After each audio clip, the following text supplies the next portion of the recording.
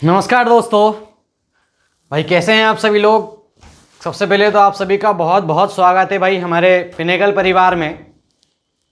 और जैसे कि हमने इतिहास स्टार्ट किया है, मध्यकालीन भारत, मध्यकालीन इतिहास,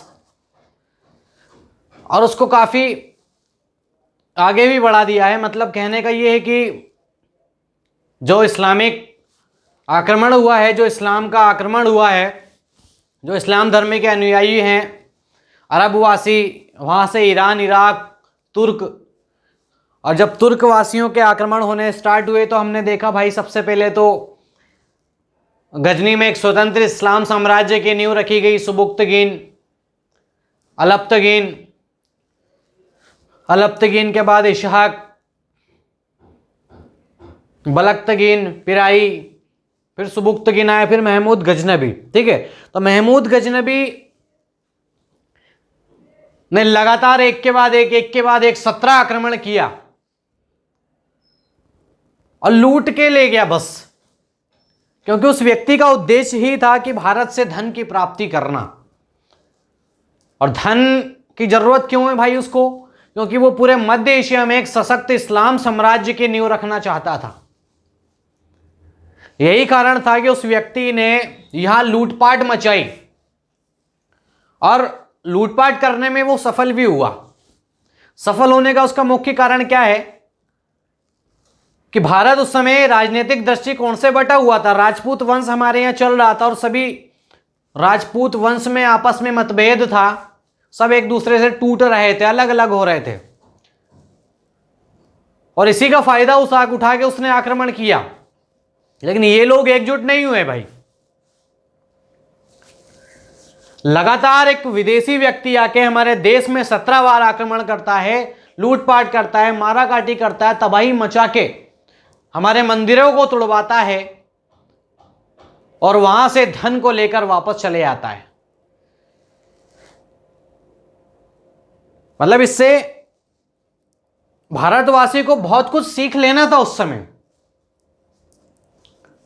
लेकिन क्या हुआ भाई, महमूद गजनबी जैसे ही मरा 1030 ईस्वी में, तो उसके बाद आपने देखा कि यहां राजपूत एक नहीं हुए बल्कि और टूट गए, जबकि उनको एकजुट होना था। फिर देखें किसी की औकात कैसे आक्रमण कर दे भाई, 10 बार सोचना पड़ता उसको। लेकिन ये भाई मैंने बताया, ये लोग वैसे की वैसे ही रहे भाई। इनके चेहरे बदले लेकिन कर्म नहीं बदले। और टूट गए। उधर दिल्ली में तोमर, अजमेर में चौहान वंश, और टूट गए। और महमूद गजनबी की मौत के बाद लगभग 150 साल तक हमारे देश में विदेशी आक्रमण नहीं हुआ। किसी की औकात नहीं थी इस बीच आक्रमण कर दे। औकात क्या, कोई आया ही नहीं भाई।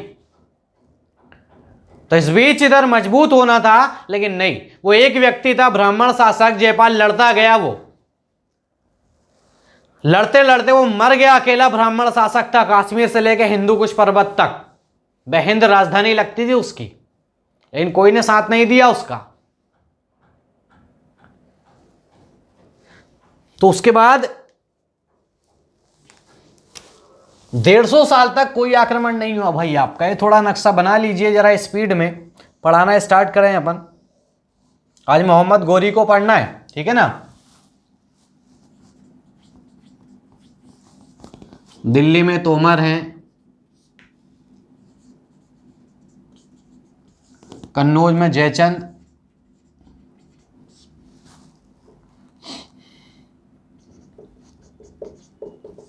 बंगाल में सेन वंश, लक्ष्मण सेन,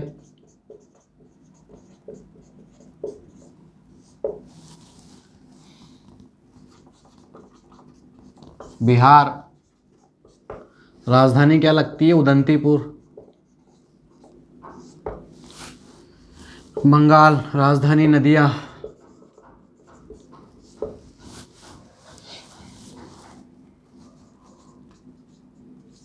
चंदेल परमर्दी देव।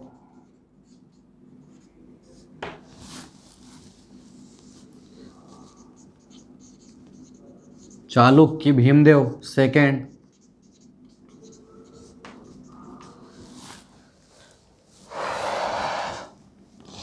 या आपका हिंदू कुश।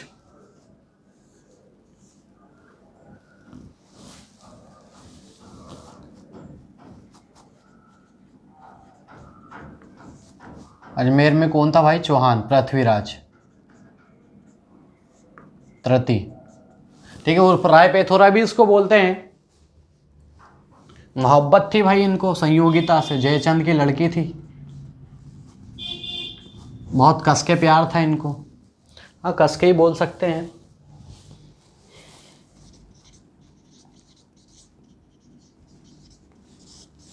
और उसी के कारण दोनों में दुश्मनी थी, जयचंद और पृथ्वीराज चौहान में। इतिहास गवाह है ना भाई।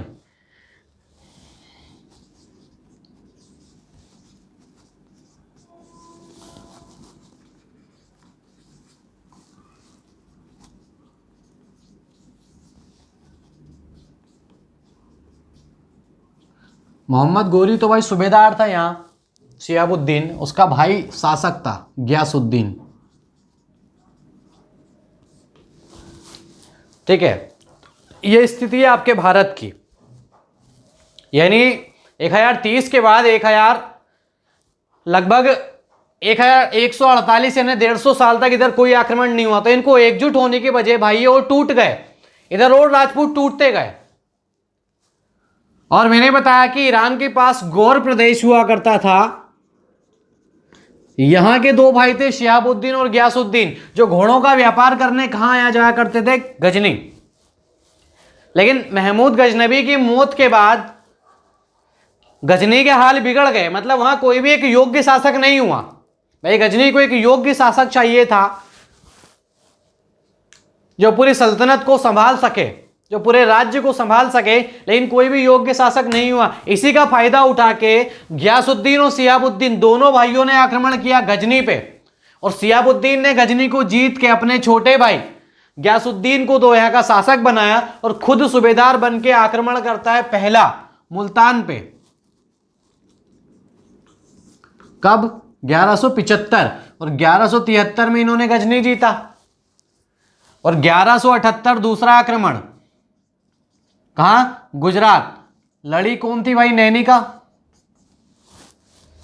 हार गया था ना, कहते अब तेरी गलियों में ना रखेंगे, वही हाल हो गया। कदम गली छोड़ दिया, दोबारा आए ही नहीं, कहता हार गए हम। कौन? मोहम्मद गोरी। माउंट आबू पर्वत पे इनके बीच में भिड़त हुई थी तो हार गए। और हार के वापस ये रास्ते पे कभी नहीं आया मोहम्मद गोरी, रास्ते ही बदल लिया इधर से। फिर 1179 का आक्रमण किया पेशावर। 1185 का आक्रमण किया सियालकोट पंजाब। 1187-88 लाहौर। और 1189 कहां पहुंच गया ये? भटिंडा का किला। ये 1189 भटिंडा को जीता मोहम्मद गोरी। मतलब 1189 में जैसे ही भटिंडा का किला इसने जीता, मतलब पृथ्वीराज चौहान और इसकी दोनों की सीमा अब टच होने लगी हैं, दोनों की सीमाएं मिलने लगी। मतलब बहुत जल्द दोनों के मध्य युद्ध होने वाला है।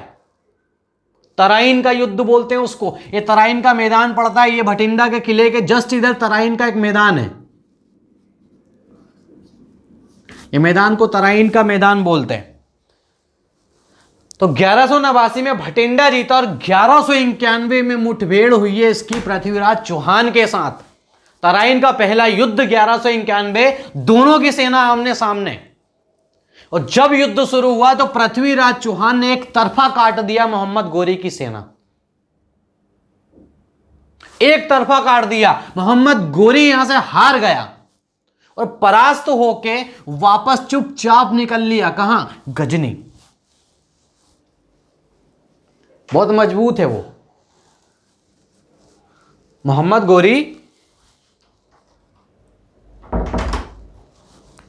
की औकात नहीं कि उसको हरा दे उस टाइम। बहुत मजबूत है पृथ्वीराज चौहान। तो जब दोनों सेना इनकी भिड़त हुई, इनके से आमने सामने जब सेना हुई, तो पृथ्वीराज चौहान काटता गया, एक तरफा काट दिया। जान बचा के निकला है मोहम्मद गोरी, काट देता मोहम्मद गोरी को। यहां जैसे तैसे अपनी जान को बचा के वो निकला और वापस गया भाई वो गजनी।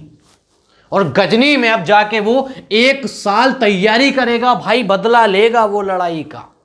मोहम्मद गोरी हार के आया है। वो हार मानने वालों में से नहीं है, वो तुर्की है।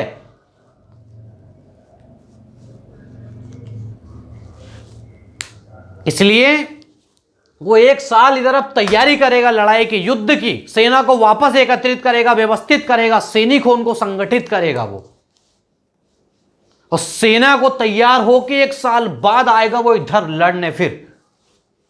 और इधर क्या भाई, इधर इश्क मोहब्बत पृथ्वीराज चौहान, कौन, संयोगिता, इसी के कारण दोनों में भी लड़ाई है, जयचंद और पृथ्वीराज चौहान में। ठीक है, इधर जो हुआ वहां तक ठीक है, इधर तो भाई पर्सनल मैटर है, सबकी लाइफ रहती है पर्सनल, भाई अपनी औकात क्या है जो अपन किसी पे उंगली उठाएं या कुछ बोलें, है ना। तो 1 साल जब ये तैयारी करके आया और 1192 में जब इनकी आमने सामने सेना हुई, तराइन का दूसरा युद्ध, समझ में नहीं आया। 1 साल पहले जिसने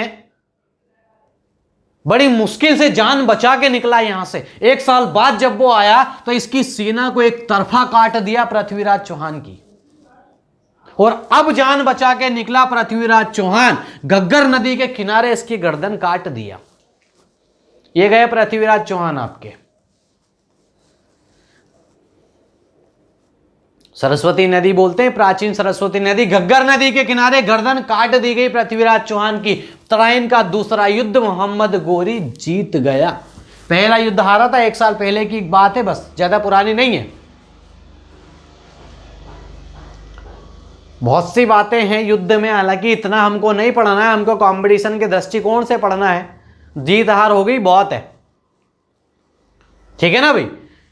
तो 1 साल पहले ही वो हारा, और देखो अगले ही साल क्या हाल हुआ है पृथ्वीराज चौहान का।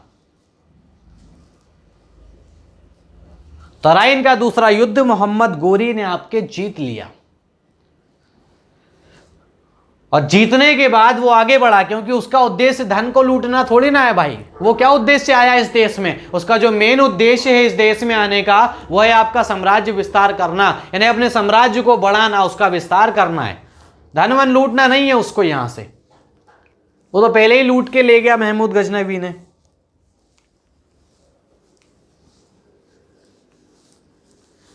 इसीलिए वो अब साम्राज्य का विस्तार करेगा। पृथ्वीराज चौहान को तो भाई वो हरा चुका है, अब वो यहां से अजमेर जीत के आगे बढ़ता है दिल्ली। ये आपकी दिल्ली, और तोमर भी इनके ही अधीन थे, चौहानों के। तो चौहान हारे मतलब दिल्ली तो ऑलरेडी है इनकी। यहां से आगे बढ़ा 1193 दिल्ली, और दिल्ली को विजित प्रदेश की राजधानी घोषित कर दिया इसने। ये देखो भाई, दिल्ली बन गई इनकी राजधानी।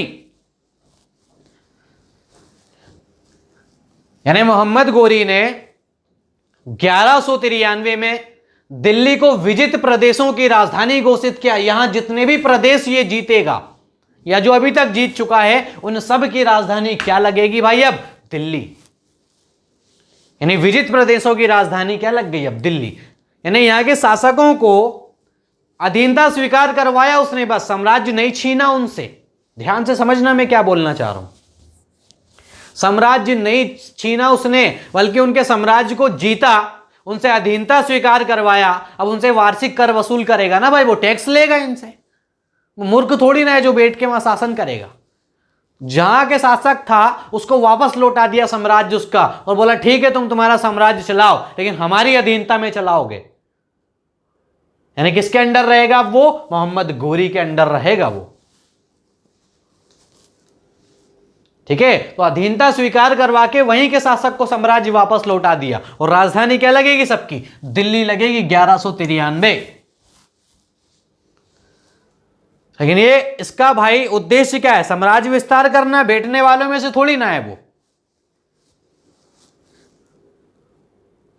इसलिए दिल्ली को जैसे ही अपने अधीन करा इसने, दिल्ली को अधीनता में लिया अपनी, उस सीधा आगे बढ़ा अभी ये कन्नौज पे। कन्नौज का शासक जयचंद। जैसे ही कन्नौज की ओर निकला ये, तो जयचंद भी सेना को लेके बाहर। थोड़ी ना डरेगा भाई वो, क्यों डरेगा? राजपूत है। ये भी सेना को लेके निकला तो इटावा के पास मैदान है चंदावर का। इटावा, ठीक है ना भाई, यूपी की बात है। तो इटावा के पास जो मैदान है चंदावर का, यहां मुठभेड़ हुई इनके बीच 1194, चंदावर का युद्ध। और जब दोनों की सेना आमने सामने, लगभग 4.5 घंटे युद्ध एक तरफा इनके बीच में हुआ। 4.5 घंटे में जब युद्ध हुआ इनके बीच, तो बीच मैदान में जयचंद की गर्दन कट गई। काटेगा कौन? मोहम्मद गोरी। पहला राजपूत है जो रणभूमि में युद्ध करते हुए मारा गया, भागा नहीं पीठ दिखा के। पहला राजपूत जो रणभूमि में युद्ध करते हुए मारा गया, गर्दन कट गई रणभूमि में इसकी। चंदावर का मैदान 1194, चंदावर का युद्ध।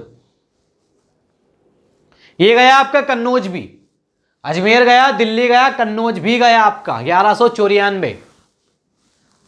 1195 ग्वालियर और 1196 धौलपुर, धौलपुर बयाना, ठीक है। 1196, 1194 चंदावर, 1195 ग्वालियर और 1196 धौलपुर बयाना।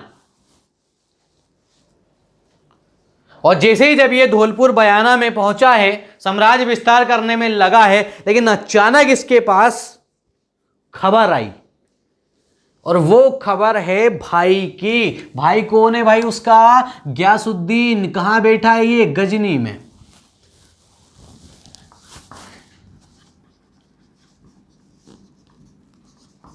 मध्य एशिया से आक्रमण हो रहा है अब ख्वारिज्म शाह का।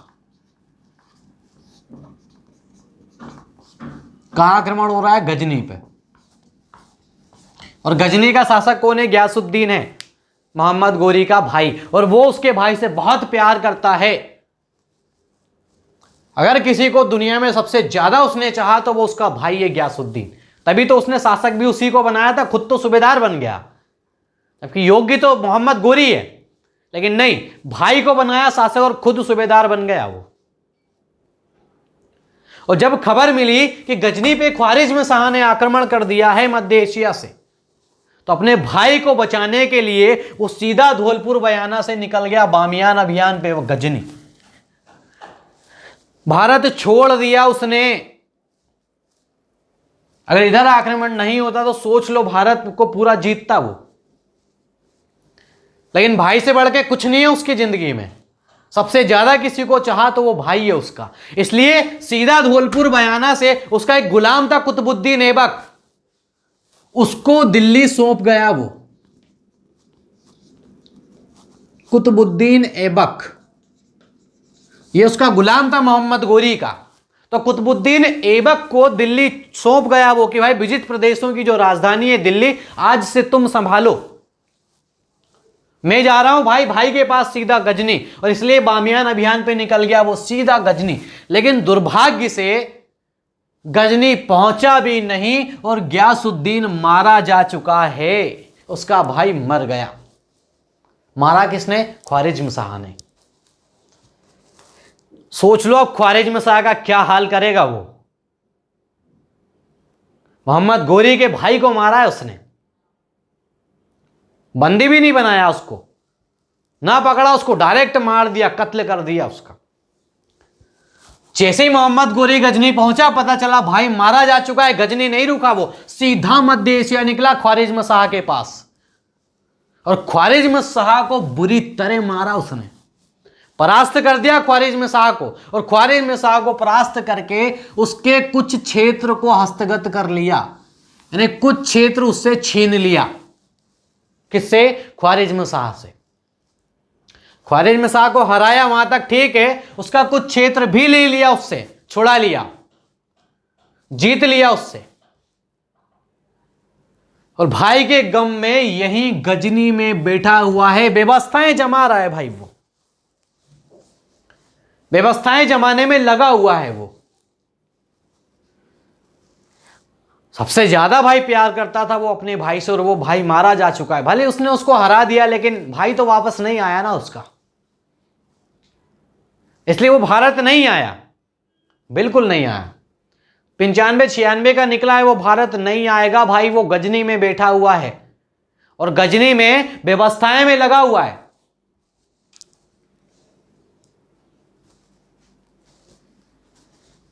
और इधर जो दिल्ली थी किसको सौंप के गया? वो उसके गुलाम को सौंप के गया। भाई उसका जो गुलाम था कुतुबुद्दीन ऐबक, उसको दिल्ली सौंप के गया था वो कि भाई मेरा आना हो या ना हो, क्या पता गजनी में कैसे हालात हैं, व्यवस्थाएं स्थापित करने में कितना समय लग जाएगा और शायद हो सके मैं वापस ना आऊं। इसलिए अपने साम्राज्य का विस्तार करोगे तुम और साम्राज्य को संभालना तुम्हारा काम है और दिल्ली राजधानी लगती है। तो ये सारी बातें बोलकर, ये सारी बातें करके वो राजधानी अपनी जो दिल्ली है वो किसको सौंप के चला गया? कुतुबुद्दीन ऐबक को। और मोहम्मद गोरी कहां बैठा है? आपके गजनी में। आया समझ में? ठीक है, तो इतना आप याद रखोगे। उसके आक्रमण 1189 भटिंडा, 1191 तराइन का पहला युद्ध, और पहला जो युद्ध हुआ है उसमें कौन जीता है भाई? पृथ्वीराज चौहान। हारा कौन? मोहम्मद गोरी। और तराइन का दूसरा युद्ध पृथ्वीराज चौहान मारा गया और जीता कौन? मोहम्मद गोरी। तो 1191, 1192 और 1193 राजधानी क्या बनी? दिल्ली। 1194 कन्नौज, चंदावर का मैदान, कौन हारा? आपका जयचंद, मार दिया जयचंद को। 1195 ग्वालियर, 1196 धौलपुर बयाना, और कहां निकल गया वो? यहां से, उसकी राजधानी गजनी। आया समझ में? चलिए भाई, इतना आप याद रखोगे। उम्मीद है आपको समझ में आया होगा। अगर समझ में नहीं आया कुछ, या किसी भी प्रकार की कोई समस्या है कि अगर किसी को बोर्ड में समझ में नहीं आ रहा हो, किसी को कुछ दिखने में परेशानी हो रही हो कि दिख नहीं रहा हो, कुछ भी भाई मन में सवालात हो, तो बेशक आप कमेंट कीजिए, या इनसे संबंधित कोई क्वेश्चन हो आपके मन में, कोई डाउट हो, तो बेशक भाई आप कमेंट करके पूछिए। आप पूछोगे तो भाई हमें समझ में आएगा। है ना समझ में? ठीक है, चलिए ज़्यादा से ज़्यादा भाई इसको शेयर करें, और अगर कोई नया है तो भाई वो चैनल को सब्सक्राइब जरूर करें, ताकि हमारी जो वीडियो के नोटिफिकेशन है वो आप तक पहुंच जाए। आप बेल आइकन को प्रेस करोगे तो आपके पास नोटिफिकेशन आ जाएगा, जैसे हमारी वीडियो अपलोड होगी आपके पास नोटिफिकेशन आ जाएगा। ठीक है ना भाई? चलिए, धन्यवाद।